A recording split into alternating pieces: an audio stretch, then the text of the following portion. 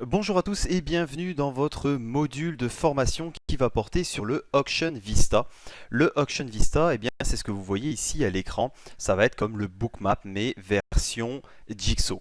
Alors, premièrement, ce n'est pas un graphique, ce que vous êtes en train de voir en ce moment. Les lignes, les points, les ronds, tout cela, eh bien, ça représente l'historique de ce qu'il s'est passé au niveau du carnet d'ordre. Et en aucun cas, ce que vous voyez ici, ce sont des bougies.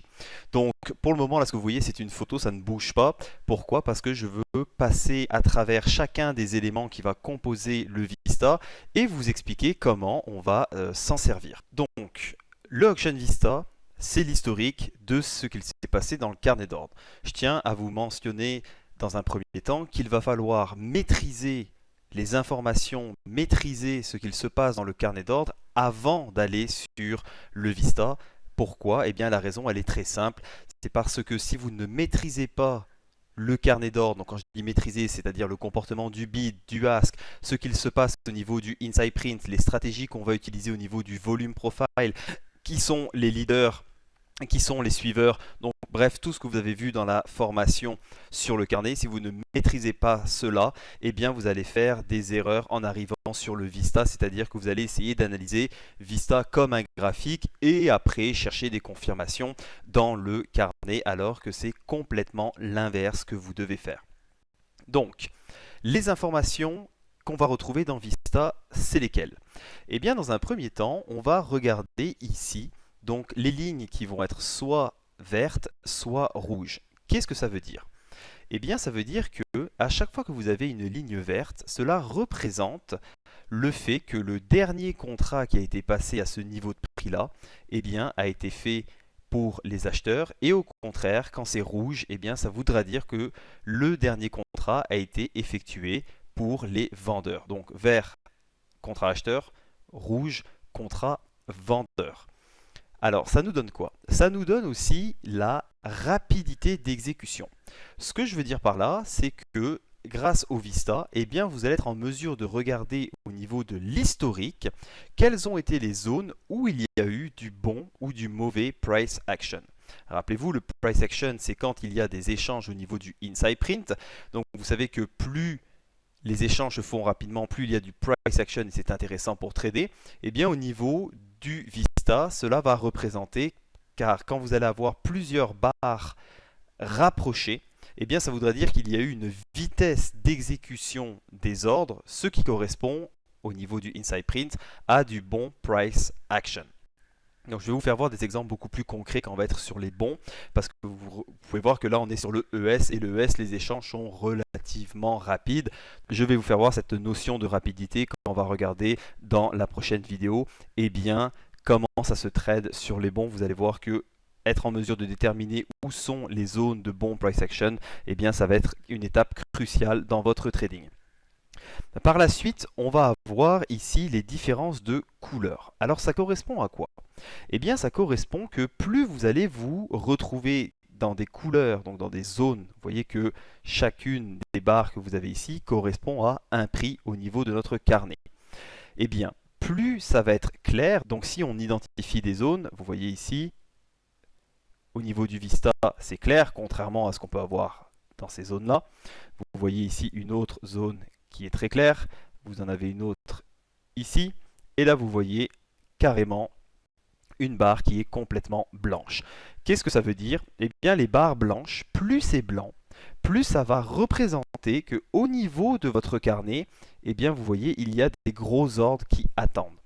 Donc vous voyez ici c'est devenu blanc, d'accord, c'est majoritairement blanc, du moins c'est beaucoup plus clair que les autres zones. Eh bien vous pouvez voir qu'au niveau du carnet, vous voyez ici 554 contrats, c'est quelque chose qui est quand même très grand au niveau du carnet. Au niveau ici, vous voyez, nous avons d'autres zones qui sont importantes et vous voyez que c'est un petit peu plus clair. Donc ça a été rapidement plus clair, mais au moins ça nous a dit que attention, sur ce niveau de prix là, eh bien il y avait un gros ordre qui attendait. Ça va être la même chose, donc vous voyez au niveau de votre ask, vous voyez on a eu des zones ici qui sont beaucoup plus claires, on en a eu ici, on en a eu également ici. Donc on va faire attention à ça, pourquoi? Parce que c'est des zones où est-ce que les prix attendent. Quand on parle que des prix ils attendent, ça veut tout simplement dire qu'il y a des gros ordres qui attendent potentiellement ou non d'être exécutés. Donc plus c'est foncé, moins il y a de liquidité, et au contraire, plus c'est clair, plus vous avez de la liquidité. Donc l'avantage de Vista, eh bien, c'est que ça va vous donner un historique de où ont été les zones sur lesquelles il y avait des ordres qui attendaient pour être exécutés ou non. Donc grâce à ça, grâce au Vista, eh bien, ça va être beaucoup plus facile pour vous d'identifier où sont les grosses mains et depuis combien de temps elles attendent. Donc si par exemple vous voyez une grande ligne comme ceci qui attendrait depuis 10 minutes, eh bien au moment où est-ce qu'on va arriver sur cette ligne-là, donc sur ce niveau de prix-là, on va faire extrêmement attention pour savoir si les ordres sont réels ou non. L'autre élément que nous allons regarder, eh bien vous voyez, ce sont ces sphères. Donc ça correspond à quoi? Vous voyez que les sphères, par exemple si on regarde celle-ci ici, et si on regarde celle-ci ici, vous voyez que la taille, eh bien, elle est différente. Qu'est-ce que ça veut dire? Les sphères que nous avons ici, eh bien, ça va représenter, et c'est calculé par l'algorithme de Jigsaw, qui veut dire, attention, à ce moment-là, ou ces moments-là, donc à chaque fois qu'il y a des sphères, ça va représenter le fait qu'il y a eu, comparé à ce qui s'est passé dans les dernières minutes, il y a eu un échange très rapide d'un montant de contrat qui dépasse la moyenne des dernières minutes. Ça se traduit par quoi? Ça se traduit par des icebergs, ça se traduit par également du spoofing et ça se traduit également par de l'absorption. Donc quand vous voyez des sphères, plus la taille de la sphère va être grande, plus ça voudra dire que le nombre de contrats qui a été échangé a été plus grand que quand on est sur une petite sphère comme par exemple celle-ci ou bien celle-ci. Donc ça ne veut pas forcément dire que le marché va se retourner, d'accord? Mais ça voudra dire que quand on voit ce genre de comportement-là, il va falloir faire extrêmement attention justement à ce qu'il se passe dans le carnet d'ordre pour voir quelle est la réaction du marché face à ces icebergs, face à cette absorption-là. Donc on va regarder aussi dans les prochaines vidéos des exemples justement où on a eu ces sphères-là et quel a été l'impact de ces sphères justement sur notre façon d'analyser. Donc pour faire un petit recap, eh bien, les barres que vous avez vertes ou rouges représentent le côté des échanges, donc soit acheteur ou soit vendeur. Ça va aussi nous montrer la vitesse de transaction, donc le bon price action. Au niveau des couleurs du Vista, bon, ben, quand c'est en rouge, ça représente le côté ask. Et plus c'est clair, plus ça veut dire qu'il y a des gros ordres, plus c'est foncé, plus ça va représenter qu'il y a un manque de liquidité, donc il y a moins de ask au niveau des carnets d'ordre, et ça va être la même chose ici au niveau du bid, donc en bleu. Plus on va être sur des zones qui sont claires, plus ça voudra dire qu'il y avait des contrats qui attendaient pour être exécutés, et plus on est dans des zones qui sont foncées, plus cela voudra dire que eh bien, nous sommes sur des prix où il n'y a pas beaucoup de bids qui désirent être exécutés.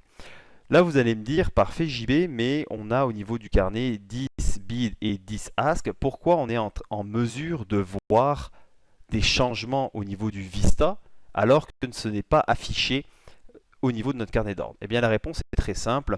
Vous n'avez que 10 niveaux de prix au bid ou au ask qui sont possibles d'afficher sur vos carnets. Pourtant, quand vous utilisez votre data provider, vous allez être en mesure de voir la profondeur totale, donc plus loin que les 10 bids et les 10 ask. Et ça, c'est un outil qui est extrêmement important et qui est extrêmement utile, surtout quand on va en fait trader les indices. Donc sur les bons, de toute façon, même si vous avez des jumps de 10 ticks, c'est quand même assez rare, à moins qu'on se retrouve dans des nouvelles économiques. Bien au niveau des indices, vous allez pouvoir justement regarder au niveau du Nasdaq, du Dow Jones, et bien que les ordres qui attendent depuis un moment, la plupart du temps, fait en sorte qu'on peut soit se retourner exactement au tick près, ou bien alors en cas de cassure, le mouvement va s'accélérer. Et tout ça, on va le voir dans les prochaines vidéos.